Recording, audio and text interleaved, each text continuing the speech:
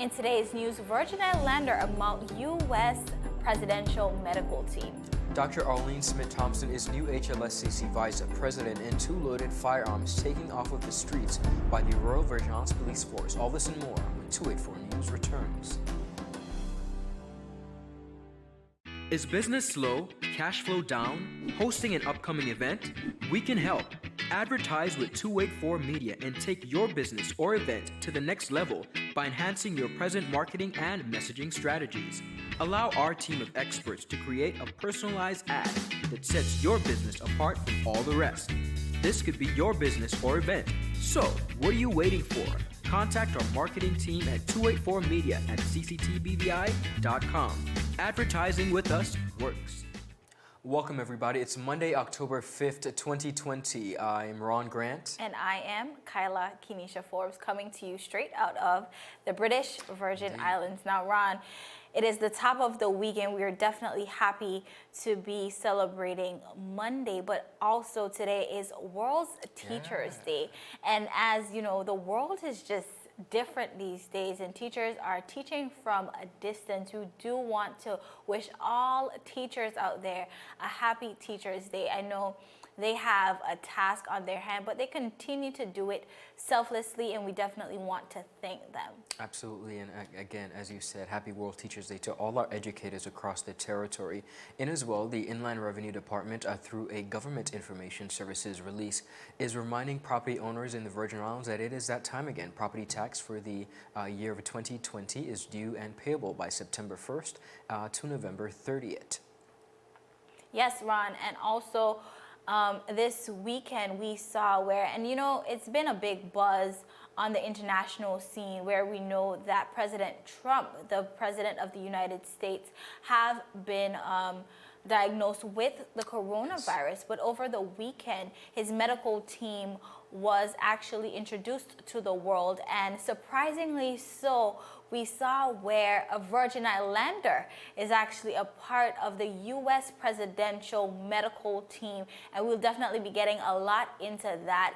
Definitely so proud to see a Virgin Islander there on the front line with the U.S. president. So we'll speak a little bit about that some more later down in the newscast. Of course, in new services at the Town and Country Planning to be discussed, Chief Planner Mr. Gregory Adams will be discussing new protocols for conducting business with the Town and Country Planning Department, exclusive of all COVID-19 guidelines tomorrow, Tuesday, October 9th. That's tomorrow, Tuesday, October 6th, on the Department of Information and Public Relations Public Eye program. Now, to view the live interview, log on to the Government of the Virgin Islands Facebook page. It will also be simulcast on ZBVI 780 FM at 8 p.m. to 9 p.m. That's a very interesting piece. As well as Bar Owners Association, they met with the officials of the government. Members were present who made the Bar Association, and they talked about a lot of things, Kyla, which we're going to get into at a later point, but they were talking about guidelines to be presented to the government from the association. This meeting was moderated by the Honorable Neville Smith, Premier of Minister of Finance. He was also President, the Chief Information Officer, which is for the environmental health. They talked about imposing fines, implementation of the task force. So far, about 40 persons have been recruited for the task force, and we're going to get into that details. We know that conversation as it pertains to bars has been a hot topic, so we're going to get into that as well. Also, Ron, over the weekend, actually on October 4th, the Caribbean has recorded over 200,000 COVID-19 cases. So we see where the numbers are growing here in the Caribbean, and as most islands are starting to reboot their tourism sector, we can see where those numbers are definitely coming from. We pray for all of the islands across the region as we continue to grapple with COVID-19. But Ron, that is it for just our roundup and our summary for today. We do have so much to get into, so let's jump right Most definitely. Now, viewers, on the local scene, word reaching our newsroom from senior sources within the HLSCC Community College have confirmed that a former Virgin Islands Party candidate, Dr. Arlene Smith Thompson, has been appointed as the new vice president of the HLSCC Community College. Now, her appointment took effect October 1st, 2020 for a period of 3 years. Dr. Smith Thompson, a first-time candidate who ran unsuccessful in the most recent general elections under the Virgin Islands Party in the 3rd District, has served the public service in various capacities in some 25 years, most notably as an educator and former acting permanent secretary in the Ministry of Communications and Works. She is also the managing director of Cadwell Consulting VI, an education, policy, and research consultancy company. Now, among other duties as vice president, she is responsible for academic affairs. Now, Dr. Richard Georges, former vice president, now sitting president of the HLSCC Community College, his appointment also took effect October 1st, 2020 for 3 years. Mrs. Fiona Forbes Vanterpool, who served as vice chairman, is now the chairman of the Board of Governors, effective October 1st, 2020 for 1 year, following the resignation of Mr. John Samuel. Also, Dr. L. Sauda Underwood Smith now serves as a deputy chairman of the Board of Governors. Kyla, we see where definitely a shift has been taking place at the institution, as it has been among for a number of years, but we're happy to see that it seemingly has a stable group of able-bodied, young and vibrant persons who are ready to take the mantle and really take the institution to the next level. Most definitely, we want to congratulate them, and we definitely want to wish them all the best, because education right now in the midst of COVID-19 is very important, very essential in our territory. Ron, as we moved on, as we know, since last week, we've been hearing a lot about President Donald Trump testing positive for the coronavirus. And over the weekend, President Trump's medical staff was introduced to the media by physician Dr. Sean P. Conley. The press conference was held to update the media on the president's conditions. Now, Dr. Sean P. Conley spoke about the president's progress thus far. He said, and I quote, "At this time, the team and I are extremely happy with the progress the president has made. Thursday, he had a mild cough and some nasal congestion and fatigue, all which are resolving and improving," end quote. So, Ron, that is definitely great news for the President of the United States. But, Ron, as we watch this video right here on C-SPAN, we see Virgin Islander Major Kurt D. Klein. He was spotted amongst the U.S. presidential medical team. Now, Major Klein, as you can see there, is the only black person which is featured in the medical team. But Ron, really and truly, Major Klein is an Army nurse and has worked with the burn flight team from the U.S. Army Institute of Surgical Research Burn Center at Fort Sam, Houston, Texas. Who is Kurt D. Klein? He's the son of well-known local contractor Daniel Klein, who many persons know as Pops of King Garden Bay, and to retired nurse Cheryl Benson of Bellevue. His siblings are the popular chef Mr. Neil Klein and former Olympian Keita Klein, and of course cousin to Honorable Mitch Turnbull. So Ron, these are all familiar names right here in the BVI community, and we see where Major Klein, he actually attended the King Garden Bay Primary School, which we know now as the Ivan Dawson Primary School. And then he went on to BVI High School, which we now know as the Elmore Stout High School. So rare and raised right here in the British Virgin Islands, very humble beginnings. And we see where he is now out in the world serving the President of the United States, Ron. And Major Klein's father, as we said, Daniel Klein, in an interview with a local news site, he said, and I quote, "The family is proud of Kurt's achievements and noted that his phone has been blowing up ever since it was revealed that his son was a part of the presidential medical staff." He went on to say, "Train up a child in the way he should go. Even when he is old, he will not depart from it," which he quoted Proverbs 22:6, adding that the family always encouraged his son to live by biblical principles. So we see here, Ron, definitely humble beginnings coming from the British Virgin Islands, but this is a message to all BVI Islanders. They can do whatever you put your mind to. Absolutely. Kyla, I could not agree with you more. At the end of the day, one of the things that we sometimes fail to realize is that even in 25 square miles, which we know our territory to be, that is not the world. And our wings and our opportunities can so far spread throughout. So we're happy to see him. We trust that Mr. Klein will continue to do his best. And we wish him the utmost of success and safety in his duties as he continues to execute. Most definitely. Now, viewers, still ahead, an interview with a mom of an infant with Spina Bifida. October is Spina Bifida month, and we're going to speak a little bit about that, but also volunteers participates in HLSCC's first transfer of mangrove seedlings. You don't want to miss this. We'll be right back after a word from our sponsors. How may I assist you? Yes. You want top of power? You want top of power? Join the prepaid party with CCT and enjoy more affordable data plans, more top-up promotions, more savings with hero bundles, and more value for your money each and every Tuesday with Top Up Turn Up Tuesday. Visit a CCT store today or anywhere CCT Top Up is sold and top up your phone. 5, 10, 15, 20, 25, 30. You want top of power? Viewers, welcome back to 284 News.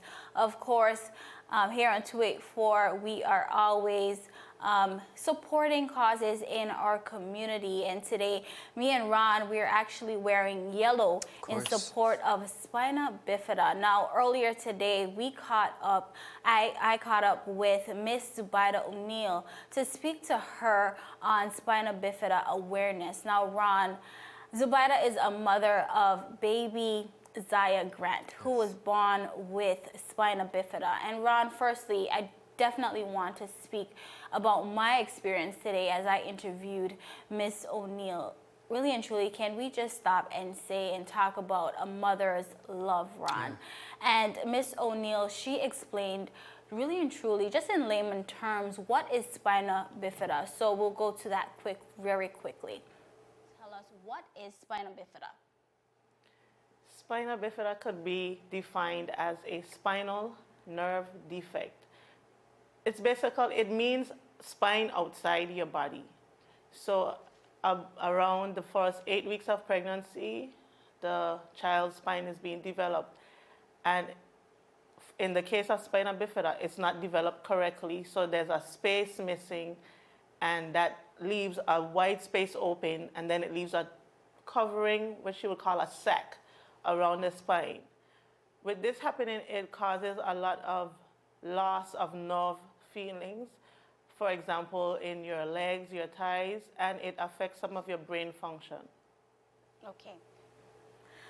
Viewers, as I mentioned earlier, October is Spina Bifida month, and on top of all the things that Miss O'Neill is dealing with as a mother of an infant with Spina Bifida, she took the time to bring awareness to this disability and spoke a little bit about her experience and how this disability has affected her life as well as her daughters. Now, Miss O'Neill spoke to why she found it important to bring awareness to this cause. Let's listen to what she had to say. Well, I decided to bring awareness to this disability for the main reason I don't want my child to be treated unfairly ever in her life. I want her to be treated as a normal human being. This is not a disability to me. This is a different ability. She will do all the things she's supposed to do just within time. But I just want the world to know, and especially in the BVI, to know and understand that she needs to be treated equal, and everybody that has been affected with this defect needs to be treated equal. This defect is very special because no one child has the same thing. Of course. You know, there are 3 types of spina bifida, but it's called a snowflake disability because everybody has a different experience. A different experience. You can't put, I could put 4 people in this room with the same birth defect and none of us have the same story to tell. Now, viewers, throughout October, right here in the BVI, there will be many activities as this group tries to bring awareness towards spina bifida. And this is how you can support. Let's take a look. All right. So we have a months-long list of events. We're going to be basically having on the 10th of October, that's this Saturday, we'll be having a sweets treats sale. And all of our items were donated by small businesses. All of them, down to the tent, the ice box, the ice. And I have some special guests coming there to join us. Awesome. And these are small businesses who are willing to give back and give contributions. On the 16th of October, we're going to have a sip and paint. And you'll have to buy tickets. And the proceeds of the ticket purchase would be given towards Zaya's care, because as you can imagine, those bills are not small. Yeah. Even though NHI chimes in, they're pretty huge. And also, we're then gonna have Paint the Town Spina Beautiful on the Thursday. And then on the 25th, which is actually World Spina Bifida Day, we're gonna have a balloon release in the Queen Elizabeth Park, where some of the parents and an adult will be willing to share their experiences with spina bifida. And we just want to feel supported in this community because... Viewers, this was just a few clips from my very candid, and it was actually a very emotional interview with Miss Zubaida O'Neill, which she spoke about her experience as a mother of an infant with spina bifida, baby Zaya. And you definitely want to catch this interview, which will be aired at 7 p.m. tonight. So right after the news, make sure you set your clock for 7 p.m. You definitely don't want to miss this. So many ways that you can either donate or support persons who are dealing with this disability. Kyla, what a heartfelt story, and a special thanks to yourself and Ms. O'Neill for really taking the time out to share that story. I think this is what we aim to do. We aim to raise awareness, and this is exactly what that interview did. So I can't wait to sit down and view it with the viewing audience as well later tonight. Continuing on the local scene, the mangrove nursery established by the H. Lavi Stout Community College held the first transfer of mangrove seedlings on Saturday, October 3rd, 2020. Now, the nursery was set up in July of this year with support from the Ministry of Natural Resources, Labor and Immigration and Unite BVI, and has been cultivating red mangrove seedlings to suit the needs of areas around the territory that were damaged by the hurricanes of 2017.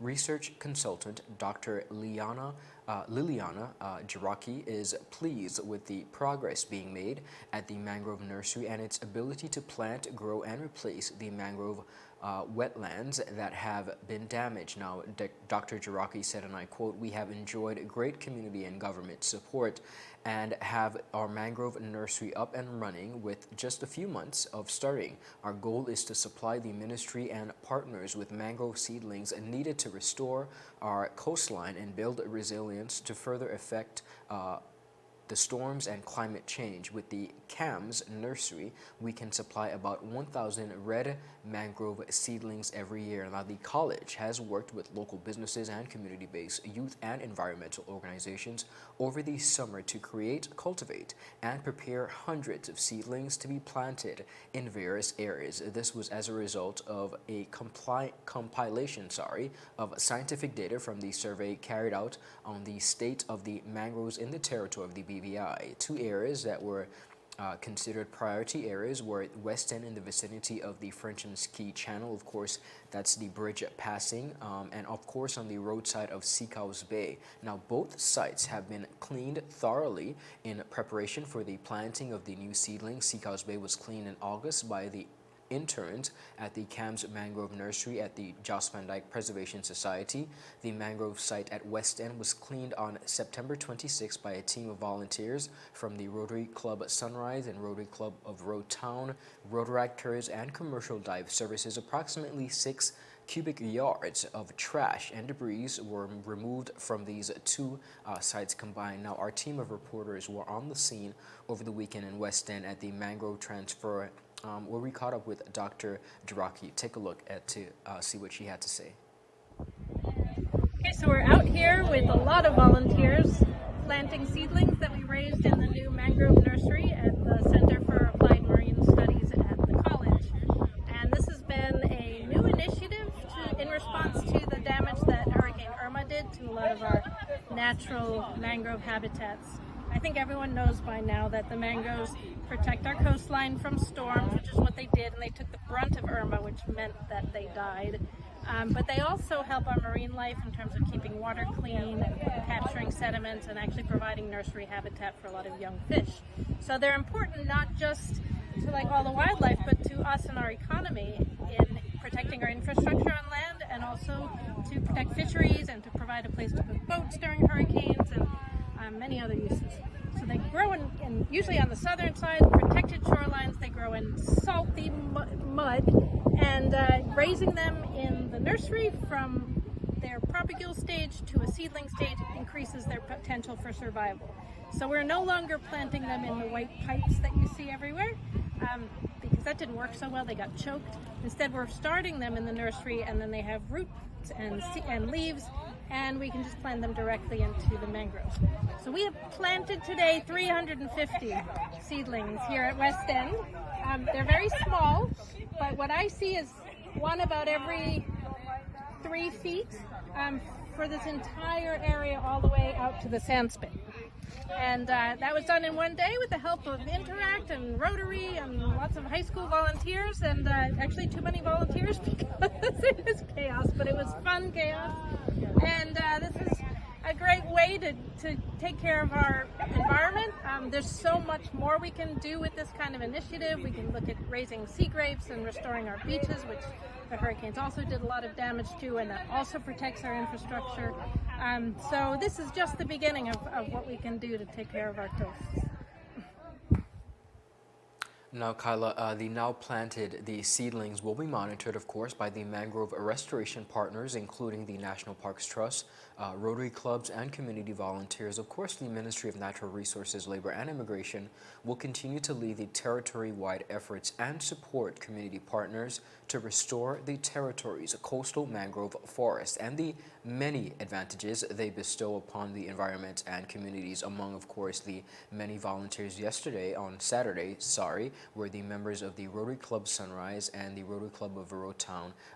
Persons may be a little bit oblivious, and I hope this assists them in their knowledge or lack thereof as it pertains to the high-level importance that mangroves play as it pertains to protecting our coastal shores.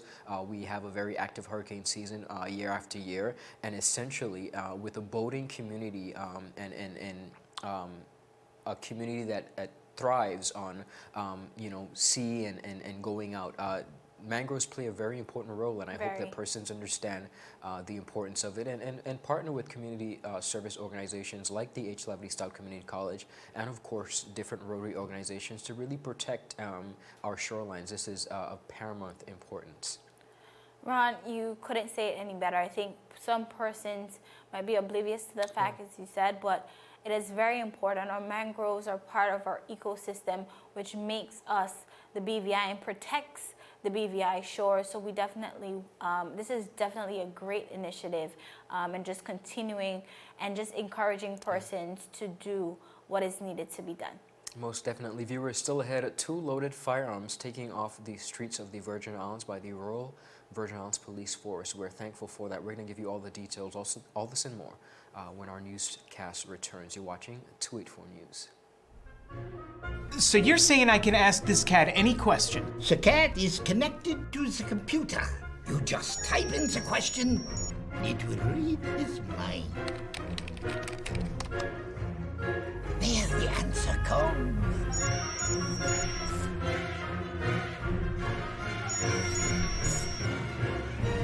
You're the man! I've been looking for this for weeks. Brilliant Hands and Minds Tutoring Services, one-on-one tutorials in math and English, intense homework assistance, academic enrichment, school projects, effective communication and public speaking development, sign language for adults and children on Saturdays only. Registered with the Virgin Islands High School Certificate Program, Brilliant Hands and Minds can help you too. Offering intense curriculum-based training to help you or your loved ones get their high school diploma. It's time to make your family's education a #1 priority. Hurry, space is limited. Brilliant Hands and Minds Learning Center. We are the trained education professionals.